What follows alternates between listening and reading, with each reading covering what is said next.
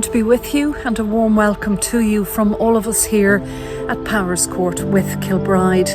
Well, you only have to take a look at the busy working bees in the lavender to get a really good sense of creation in motion. And it's that we think about today when we think about the Trinity. Last week we came from Pentecost, from the oncoming or the outpouring of the Holy Spirit on those who were gathered in the upper room. We come straight into Trinity now, and Trinity Sunday is a thing that puts fear in clergy people and priests the world over, because how do we even begin to understand what we mean by a triune God who is three persons in one?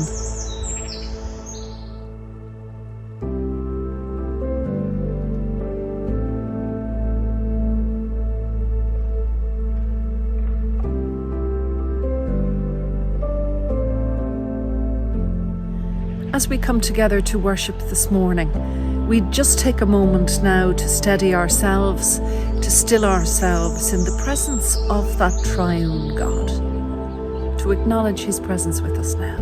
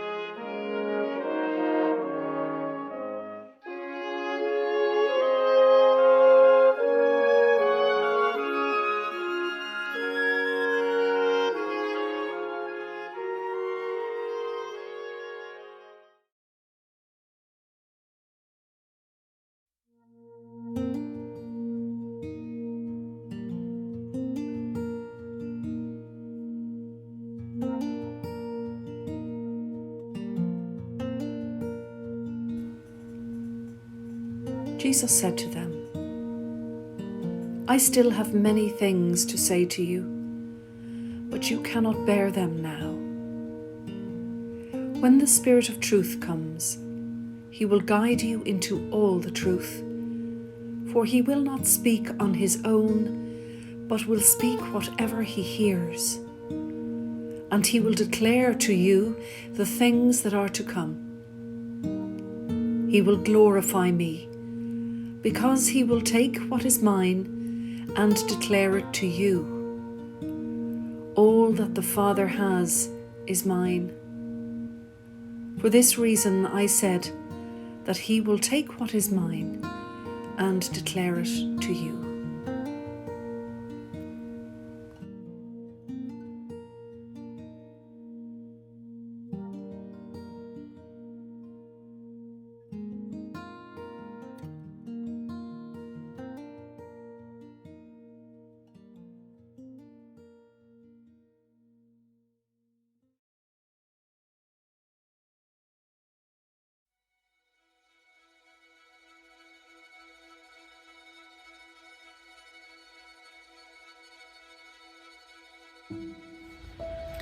We remember, as I say, last Sunday's Pentecost jubilant celebration of the coming of the Holy Spirit, this ancient and wonderful and active force that is present still today within each and every one of us. So we struggle today to try and come to grips with the concept of the Trinity. Having heard of the third person of the Trinity last week, the Holy Spirit, having heard all over Easter of the second person of the Trinity, the Son, God in person here on earth, and of course we have the divine creator, the source himself. But our society, and I suppose our human development and understanding, has moved on from the grey-haired, bearded man who's sitting on a throne somewhere in the higher echelons of all that there is. And I think to a huge extent, the world now has moved on and is finding it very difficult to reconcile a lot of the scriptures and the Bible. And perhaps as Christians, it's our duty to try and hold fast to the understanding we've always had, but to find a different language for it.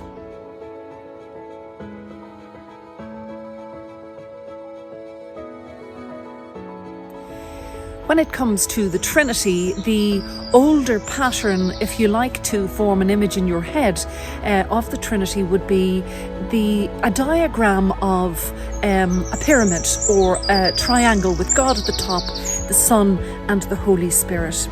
When I hear Trinity Sunday coming up, I always refer back to Father Richard Rohr, one of my great heroes in theology, because he has a much better way of describing the Trinity that actually brings us into our present day and our present understanding. Basically, it isn't really that God is high up on the top of the pyramid with the other two parts.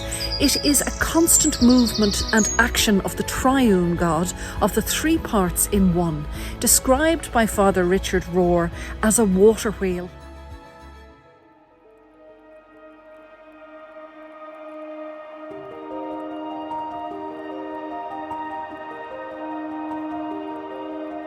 If you can think of the constant movement, the constant outpouring of the three parts of one God.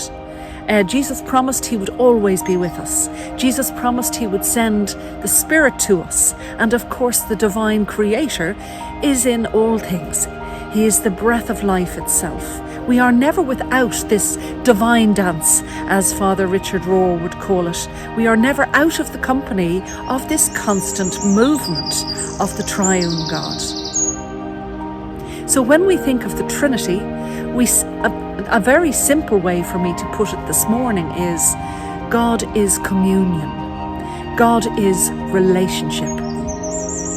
And when we look particularly within our own parish and we see the event last Sunday week ago that drew all of the community together, it's becoming quite obvious that this relationship is changing now as a result of the other side of COVID, that we're no longer coming back together as separate groups that are meeting each other again, but coming back together as one. And this puts a broad smile on my face, because if you were to ask me about the Trinity on Trinity Sunday, I would say that it is the greatest desire of the three parts of that one Trinity, that we are one and that we see ourselves as being one.